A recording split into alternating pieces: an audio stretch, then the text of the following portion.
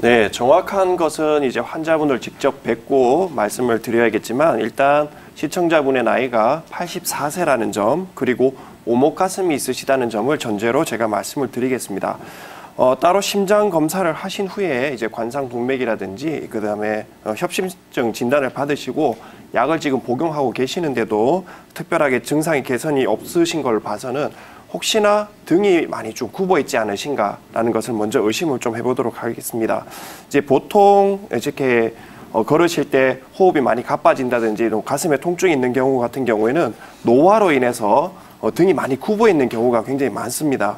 이제 등이 굽으면서 생긴 오목가슴이 자체가 이제 심장을 굉장히 좀 압박을 좀 하게 되고 그 다음에 굽어 있는 등, 즉 흉추가 많이 굳어 있어서 흉곽의 움직임이 제한이 되게 됩니다. 원래 호흡 시에도 마찬가지로 흉추의 갈비뼈들도 약간씩은 조금씩은 움직여주면서 호흡을 진행을 하셔야 되는데 그런 것들이 많이 제한이 되어 있기 때문에 심장이라든지 호흡 기능이 많이 좀 떨어져 있지 않나라는 생각이 듭니다.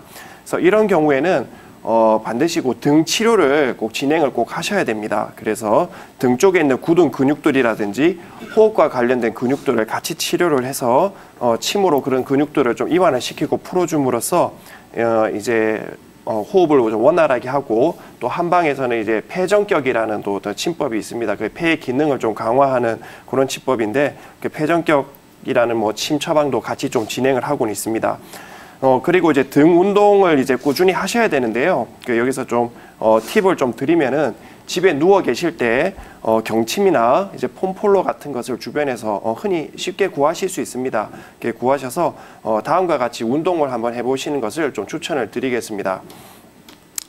경침이나 폼폴로를 등에다 대고 누우셔가지고 몸을 좌우로 이렇게 움직여 주시면서 등을 풀어 주시면 많이 좋으신데요. 이때 손을 어깨에다가 이렇게 올리시고 같이 움직여 주시면은 자극이 좀 더 강해집니다. 그러니까 이런 것들은 증상에 맞게 조절을 하시면 되고요.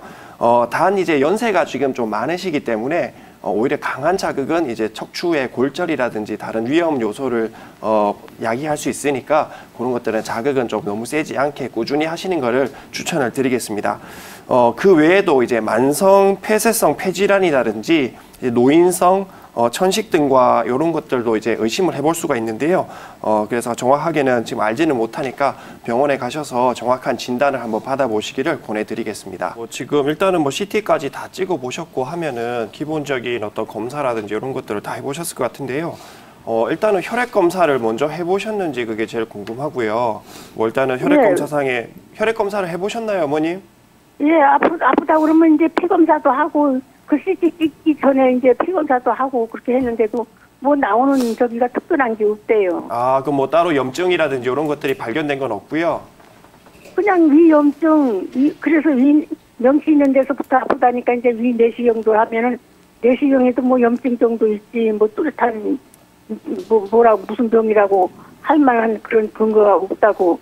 그런데도 약을 먹어도 낫지도 않고 아주 심하게는 하루 종일 밤에도 그래가지고서는 나중에 이제 그런 건 원인이 없다고 해서 정신 신경과로가 뭐라고 그래서 신경과 약을 지금 2, 3년을 먹고 있어요. 네네. 처음에 그러면 지금 혹시 아프신 부위에 피부 쪽에 발진이라든지 붉게 올라오는 이런 것들도 없으시고요? 예, 그러잖아요. 지난번 소화기과 가니까는 아픈 정지 들어보라고 그래가지고 이렇게 가슴을 내보이니까 대장포진 나른 적이 있냐고. 그런 거 전혀 없다고. 예. 근데 피부적으로도 없고.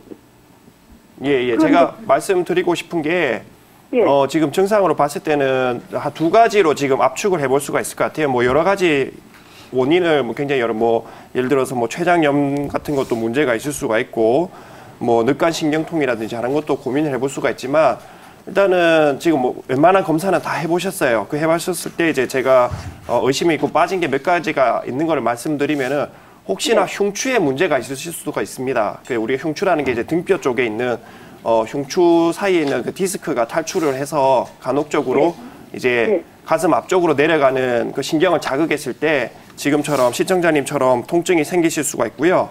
그 다음에 두 번째는 그 대상포진이라는 것이 거의 대부분은 피부 쪽으로 먼저 발진이라든지 수포가 생기고 이렇게 증상이 진행이 되지만 간혹가다 그게 증상이 없이 피부 증상 없이 생기는 대상포진도 있습니다. 그래서 그것들이 만약에 신경을 손상을 시켰을 때 그런 경우에는 이제 계속적으로 통증이 지속이 되고요. 그런 것들을 우리가 대상포진 후 이제 신경증이라고 이렇게 이야기를 할 정도로 그런 것들이 또 따로 있는데 지금 봤을 때는 그 두 가지 정도를 의심을 해볼 수가 있으니까 추천드리는 거는 흉추 쪽으로 한번 검사를 한번 해보시는 것과 그다음에 대상포진에 관련을 해가지고 그쪽 통증 부위로 해서 이제 한방 쪽으로는 이제 봉침이라든지 침 치료로 그 주변에 있는 염증이라든지 제거를 하고 혈류량 같은 것을 개선을 해서 치료를 할 수가 있으니까 그런 쪽으로 한번 생각을 해보시는 것을 추천을 드리겠습니다.